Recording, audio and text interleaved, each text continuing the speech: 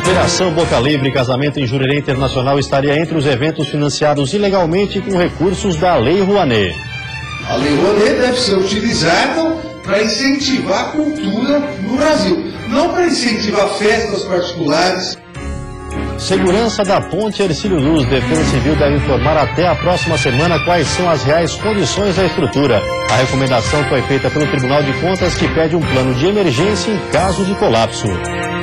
Manifestação na saúde. Servidores do Instituto de Cardiologia protestaram hoje contra a exoneração de funcionários do setor. Momento aguardado na Serra. Após mais de 10 anos sem voos comerciais, a aeronave vinda de São Paulo faz viagem inaugural e pousa no aeroporto de Lages. A partir de agora, a distância entre Lages e São Paulo, de 800 quilômetros, foi encurtada para 395 milhas, correspondente a 633 quilômetros, que serão feitos em 1h30. E ainda as informações do futebol. Jogando fora de casa, o Criciúma perde para o Atlético Goianiense e pode terminar a rodada fora do G4. E a Chapecoense apresenta um novo treinador. Caio Júnior assume a equipe e já tem o primeiro desafio. Amanhã, contra o Cruzeiro, desta terça-feira, já está no ar.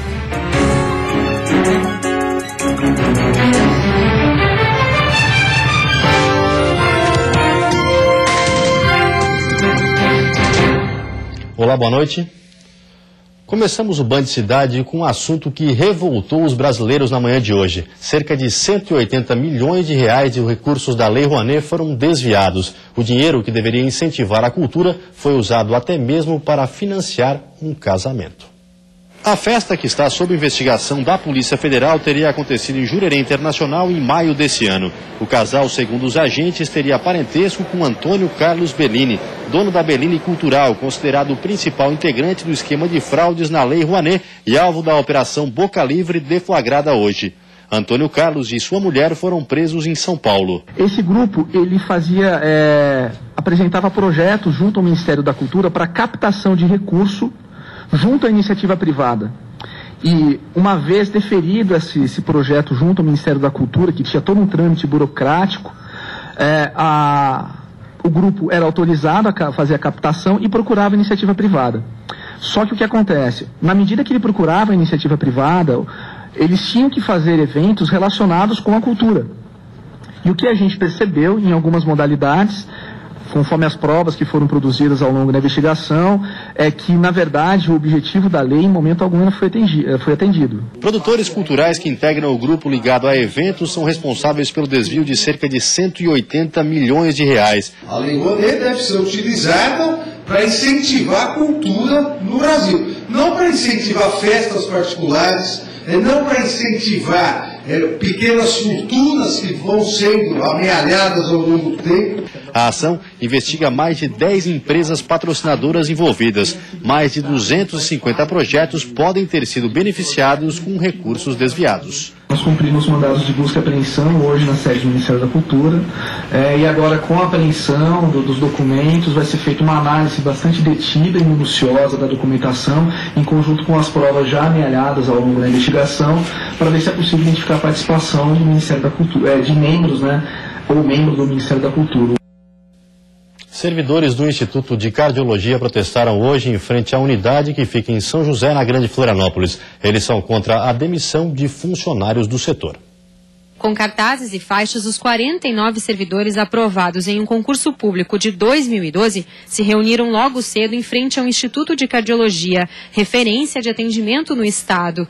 De acordo com o Sindicato da Saúde, o protesto é contra a demissão de funcionários, o que poderia acarretar no fechamento de leitos do Instituto. Os servidores aprovados entraram com uma ação judicial reivindicando a chamada ainda naquele ano, mesma data em que a Secretaria Estadual de Saúde remanejou 150 funcionários do Hospital Regional de São José para o Instituto de Cardiologia, deixando de lado os aprovados neste concurso. Na época, a Justiça entendeu que os 49 aprovados deveriam ser chamados e aprovou a liminar em primeira instância. Já em abril deste ano, quando o concurso expirou, o Tribunal de Justiça começou a reverter os casos a pedido do Estado, aceitando a exoneração dos funcionários. Segundo a Secretaria de Saúde, dos 49 servidores, 23 permanecerão e 26 serão exonerados. compromete em torno de 30% a 40% dos serviços hoje da cardiologia. Então serão leitos que serão fechados, serão exames que não serão feitos, né? E um comprometimento muito grande também com a emergência na parte da reanimação. O grupo de 23 que será mantido na instituição é formado por 4 enfermeiros, 4 técnicos administrativos e 15 técnicos em enfermagem. O instituto conta atualmente com 130 leitos. Só na emergência, a unidade faz 1.200 atendimentos e recebe 400 internações por mês. No ambulatório, este número chega a 3.000. Através de nota, a Secretaria Estadual da Saúde afirmou que os 26 profissionais que serão exonerados estavam fora da sequência de classificação do concurso e que está cumprindo uma determinação judicial. A Secretaria garante ainda que nenhum leito será fechado, como afirmam os servidores. Nos dias mais frios desse inverno, a passarela Nego Querido deve servir de abrigo para moradores de rua na capital. A intenção da Prefeitura é começar a utilizar o espaço para abrigar os moradores de rua em julho. A iniciativa conta com a parceria do Governo do Estado, que deve fornecer colchões e cobertores. O uso da passarela Nego Querido, que fica no centro da capital para a ação social, é provisório. O local será usado apenas como dormitório, sem banho ou alimentação, e deve funcionar das 7 da noite às 7 da manhã. O alerta de inverno com frio rigoroso motivou a Prefeitura a mover a ação social. O local deve ser aberto todos os dias em que a temperatura for menor que 10 graus. Atualmente, 421 pessoas vivem em situação de rua em Florianópolis, sendo que 277 não utilizam nenhum tipo de abrigo disponibilizado pelo município. A maioria, 67,1%, permanecem no centro da cidade. E você vai ver depois do intervalo, enfermeiros e médicos de Florianópolis fazem treinamento para um novo sistema de atendimento. E ainda o Brasil vai produzir um soro contra a picada de abelha e Santa Catarina vai ser um dos primeiros estados a receber as ampolas.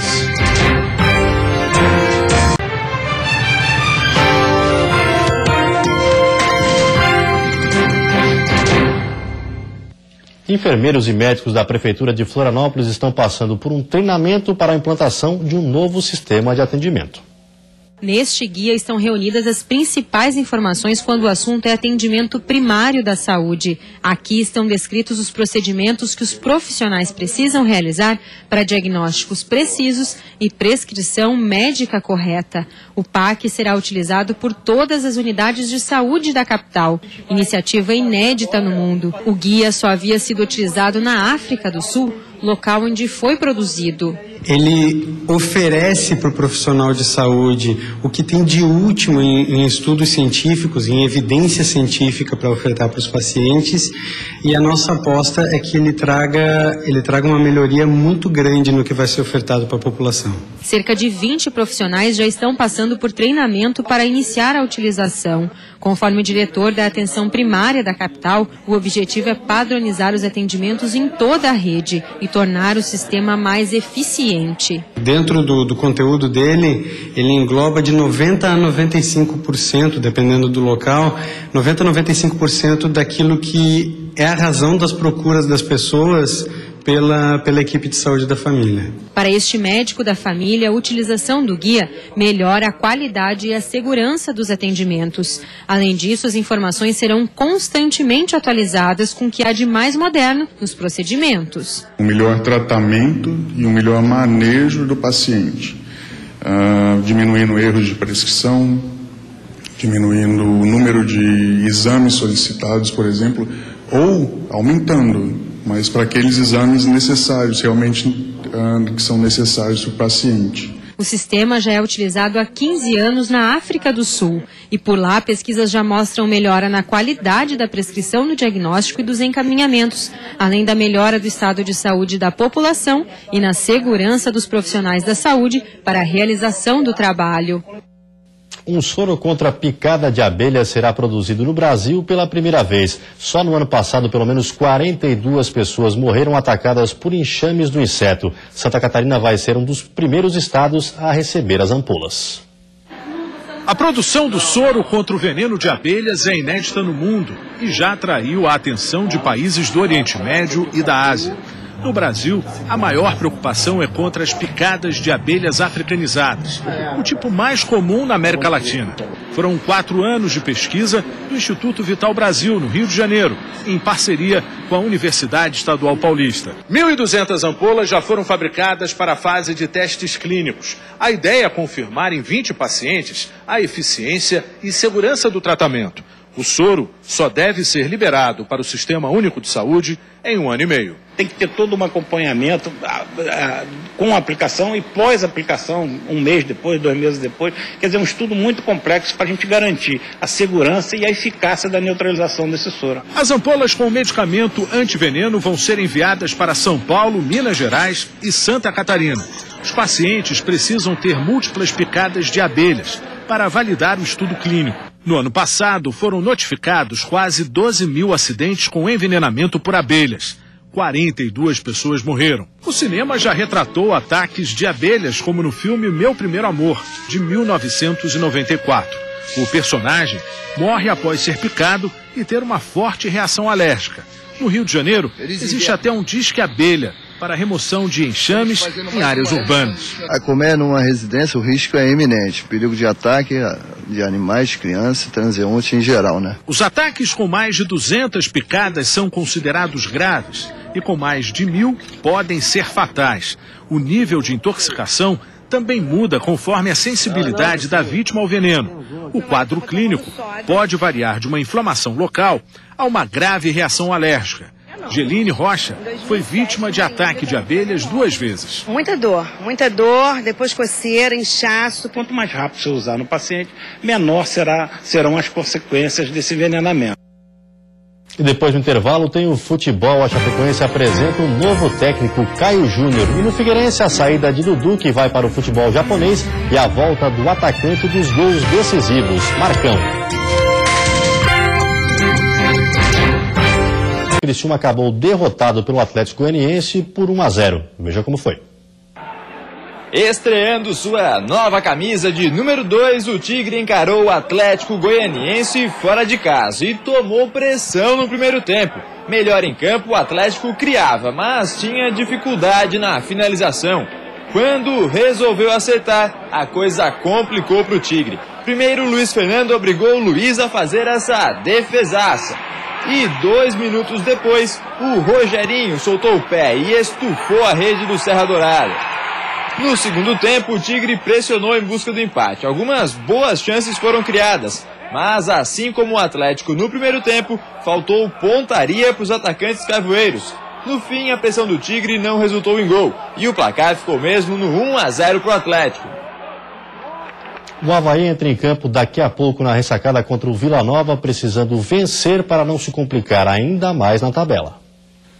O empate com o Tupi aumentou a série de jogos sem vitória do Leão. Já são 6 partidas sem saber o que é vencer. Para explicar a situação de estar a 1 ponto da zona de rebaixamento e tentar arranjar uma estratégia para vencer o Vila Nova hoje, haja filosofia do técnico Silas. Mas a minha bronca foi porque a gente perdeu o rebote e tomou o gol. Atenção, você não treina. É a gente progredir e não ficar satisfeito. Quem viu o Messi ontem?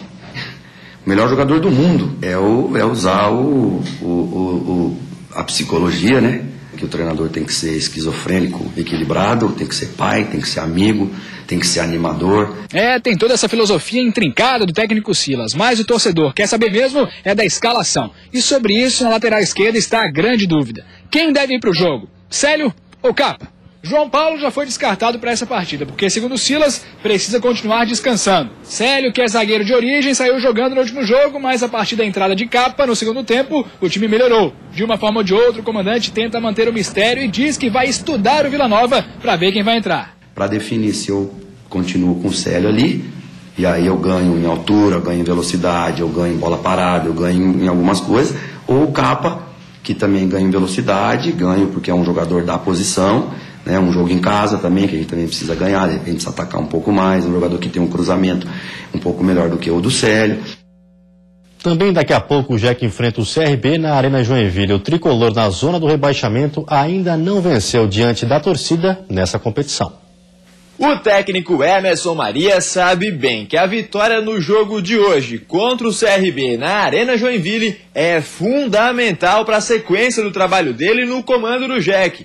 Por isso, não confirmou a escalação do time, mas disse que deve fazer mudanças. Dentro da zona de rebaixamento, o Jack precisa dos 3 pontos para não agravar a crise que vive. Sem vencer diante de sua torcida, o elenco do tricolor vem sendo muito questionado. Alguns jogadores têm sido criticados por falta de vontade ou abatimento. Caio Júnior estreia amanhã no comando da Chapecoense contra o Cruzeiro na Arena Condá. O novo técnico diz que pediu para treinar o Verdão. Terra arrasada depois da goleada contra o Sport? Que nada, Caio Júnior está feliz da vida de ser o novo técnico da Chapecoense. No caminho agora eu vim de carro de Curitiba para cá, quando eu vi a placa de Concórdia, eu lembrei que o meu primeiro jogo como jogador de futebol pelo Grêmio, onde eu comecei, foi lá em Concórdia. Fiz questão até, quando decidimos o contrato, procurei nem entrar na questão financeira, eu só falei para o meu empresário, Marcelo, que eu queria trabalhar na Chapecoense. Ele que acertasse, e que eu pudesse receber, seria bem-vindo e seria muito gosto poder ser profissional da Chapecoense. Caio Júnior chega ao oeste do estado com 2 auxiliares e um analista de desempenho. O treinador, que estava nos Emirados Árabes até o mês passado, já tinha sido procurado pela Chape há 2 anos. O primeiro nome que nós tínhamos na nossa lista era do Caio, porque há 2 anos atrás, antes dele ir até para os Emirados Árabes, a gente procurou ele naquele momento, mas ele tinha fechado o compromisso lá. Agradeceu e falou que uma outra oportunidade podia estar aqui presente. O primeiro compromisso de Caio Júnior no comando da Chape será amanhã, às 9 horas da noite, na Arena Condá, contra o Cruzeiro. Mudança no ataque no Figueirense. A novidade é a saída do atacante Dudu, que vai para o futebol japonês, e a volta de Marcão. Marcão está voltando. Nas palavras do próprio presidente do Figueirense, Wilfredo Brillinger, tá tudo certo entre Figueirense e Atlético Paranaense, que é o clube que tem os direitos do atleta. Marcão estava no futebol dos Emirados Árabes e chega para tentar voltar a ser o medalhão da equipe. Ano passado foram apenas 3 gols, mas um deles importantíssimo. Em dezembro, contra o Fluminense, ele foi o responsável pelo 1-0 que garantiu o Figueira na Série A. Marcão chega para reforçar um setor que perde 2 jogadores, um deles temporariamente. Lin se lesionou e, na melhor das hipóteses, fica 1 mês fora, mas ainda vai ser avaliado. Já o atacante Dudu, que contra o Coritiba completou 100 jogos com a camisa do Furacão, vai jogar a última partida contra o Palmeiras e depois vai partir para o futebol japonês. E a seguir, após mais de 10 anos sem voos comerciais, o aeroporto de Lages recebe a aeronave vinda de São Paulo. E ainda a Defesa Civil vai ter que divulgar as condições de segurança da ponte Hercílio Luz, em Florianópolis.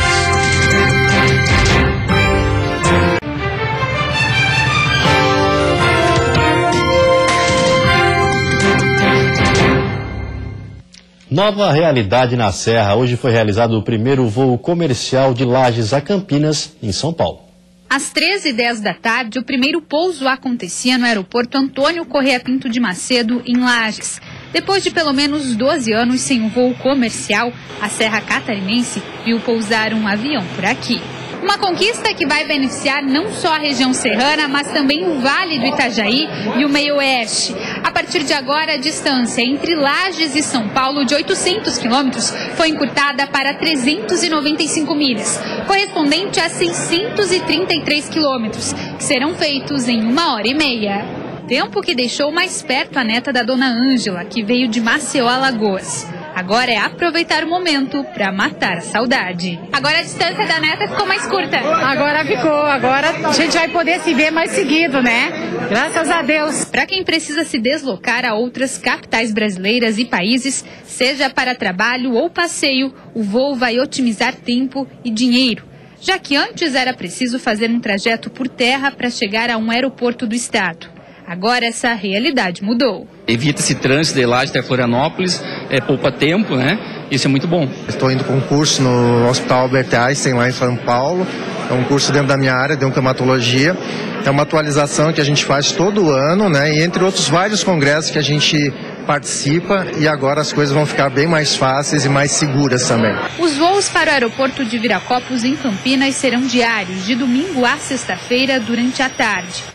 O avião, que tem o nome de um pássaro típico da Serra, tem capacidade para 70 passageiros. Aeronave franco-italiana, né, extremamente equipada, segura e confortável, que é uma aeronave muito boa para abertura de mercado. Uma novidade que trouxe muitos curiosos ao aeroporto de Lages e que deve virar rotina e mudar a vida de muitos catarinenses, já que a expectativa é que o desenvolvimento da região também pegue carona nessa viagem.